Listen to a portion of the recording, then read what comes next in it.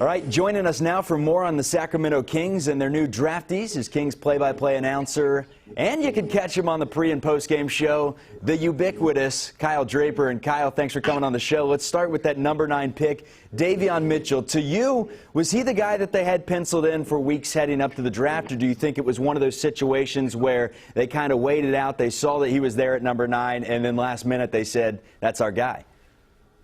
I don't know if he was the actual guy, Charlie, but here's what I can tell you.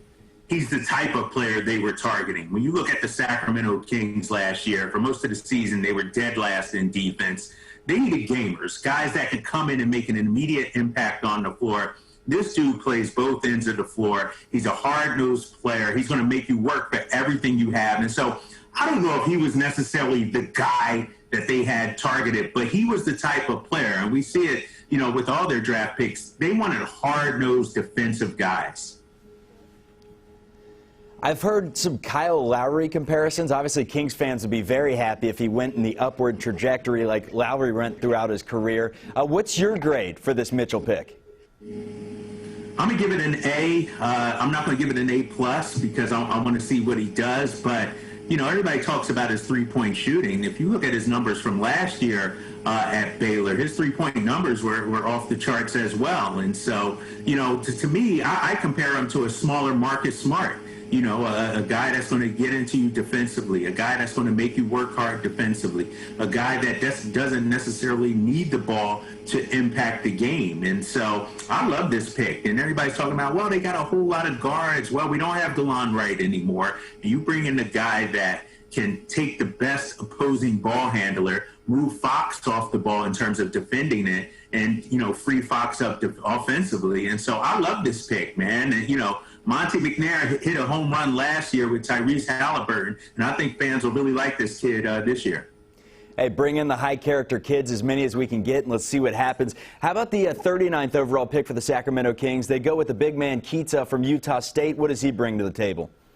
Well, he's a rim protector, right? And that's what they needed. You know, Richaun Holmes does a tremendous job, obviously, blocking shots. But this guy, you know, he alters shots. He doesn't always have to block them, but he alters them. He's the 2-time Mountain West Conference Defensive Player of the Year. And it goes back to what I was saying when it came to Mitchell. You know, Keita also is a defensive-minded player. I think too many times we saw with the Kings last season, teams were able to come into Golden One and do whatever they wanted. They were able to run whatever offense they wanted. They were able to get every shot they wanted. Now you got to think once or twice, you know. If you're a perimeter player, you're going to have to work hard to bring the ball up. And if you get into that paint, you got Keita waiting for you there to block your shot. And so, you know, it's a second-round pick, but I think, you know, by the end of the season, we'll see this guy out on the floor, and he'll be a contributor for this team.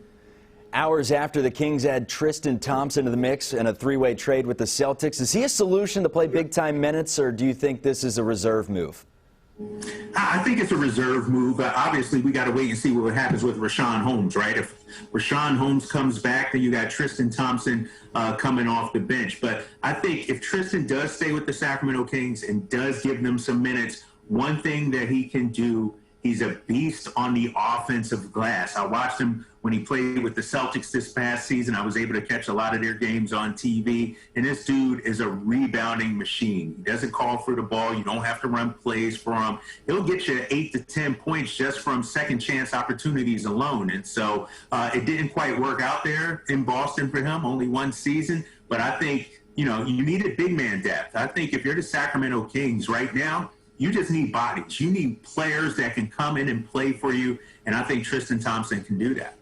And how about a guy, too, that's got championship experience? You want to get back to the promised land. It's been quite some time. He's a guy that can help in that sense. Last question for you. Obviously, the news of Davion Mitchell coming to the team, I don't think it's great for Buddy Hield. So who's more likely to be on this team, Marvin Bagley or Buddy Hield, when the season begins?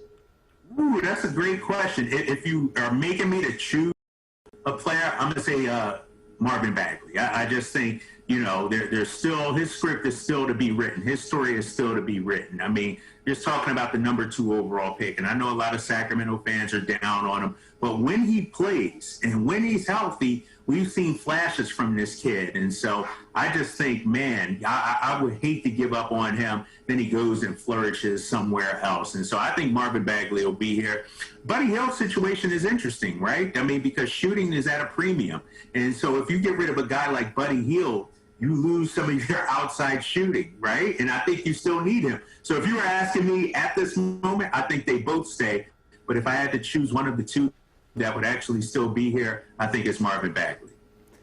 All right, that's Kings play-by-play voice, Kyle Draper. Kyle, thanks for joining the show today.